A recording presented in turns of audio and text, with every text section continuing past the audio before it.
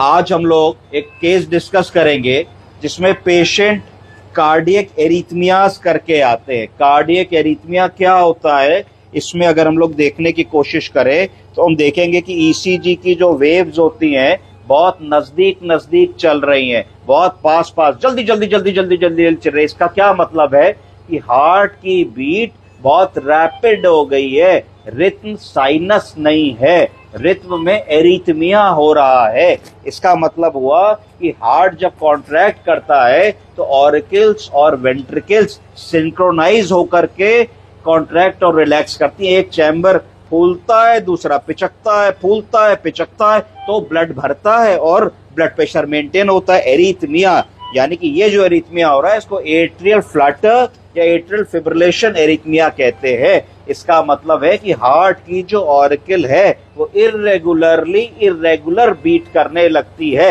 अर्थात मिक्सी की तरीके से जब ऐसे बीट करेगी तो हार्ट में फिलिंग ही नहीं हो रही है। यानी कि जब हार्ट बीट करेगा तो उसको कुछ समय चाहिए कि उसमें खून भरे, जब खून नहीं भर रहा होगा तो बार बार ऐसे ही चलेगा, तो इस स्थिति में ब्लड प्रेशर बिल्कुल ड्रॉप कर जाएगा।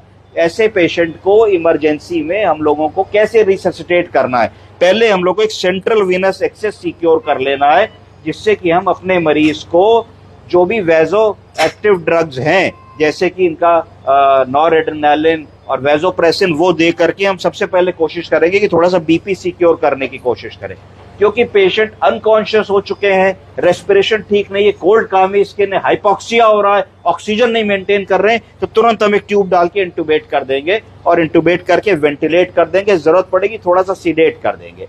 अब आपका मेन ऑब्जेक्टिव होगा कि किसी तरीके से मीन आर्टीरियल प्रेशर बढ़े, स्लाइटली बीपी बढ़े, एंटी एरिथमिक ड्रग देके एरिथमिया को सेटल करें। अगर नहीं हो पा रहा है तो डीफिब्रिलेशन या कार्डियोवर्जन करके हम एरिथमिया को सेटल करें।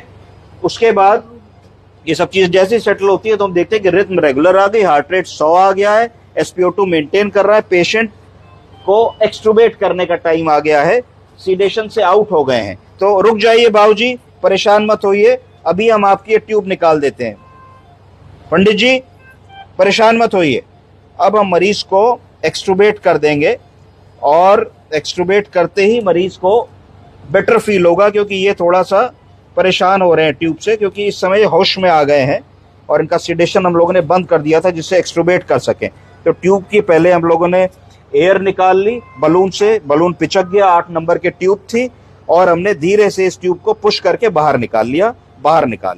इस ट्यूब को बाहर निकाल लिया हम लोग ने बिल्कुल, क्योंकि कली पड़ी थी तो ट्यूब कोई ब्लॉक नहीं है, कोई किंक्ड नहीं है। जब सिराना उठा दीजिए, क्योंकि ट्यूब हमने